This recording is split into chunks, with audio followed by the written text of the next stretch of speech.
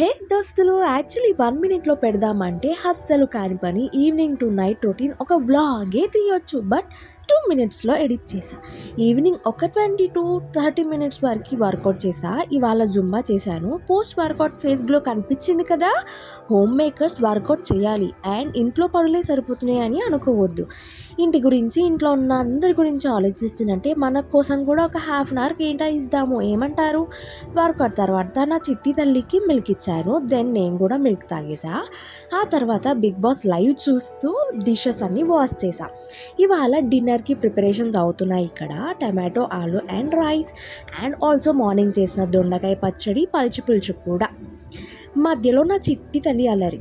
Toddler mumps కష్టాలు. ఏ పని పైన 100% బ్రెయిన్ అయితే పెట్టలేము. హాఫ్ చేస్తున్న పని పైన ఉంటే ఇంకా హాఫ్ పాప ఏం చేస్తుంది, సైలెంట్గా ఎందుకు ఉంది, ఏదైనా నోట్లో పెట్టేసుకుందా, ఏమైనా దొరికిందా, ఏమైనా రచ్చ చేసేస్తుందా, ఎక్సెట్రా భయాలు ఉంటాయి. ఏమంటారు చిన్న పిల్లలు ఉన్న మామ్స్? ఇక్కడ రైస్ కడిగాను, ఇంకా స్టవ్ పైన పెట్టడమే.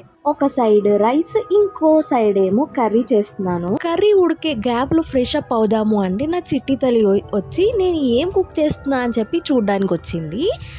దెన్ ఫ్రెష్ అప్ అయ్యాక నా చిట్టి తల్లికి తినిపించి ఆ తర్వాత నేను తింటాను. ఆ తర్వాత నా ఫేవరెట్ టర్న్ బిగ్ బాస్ చూస్తాను. మీరు కూడా చూస్తారా?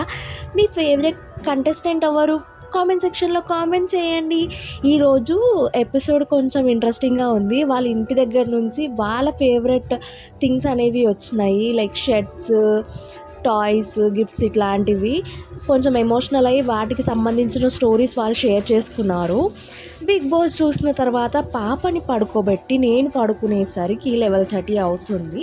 That's all for the video. Please do like, share, comment and subscribe to my channel. Bye bye.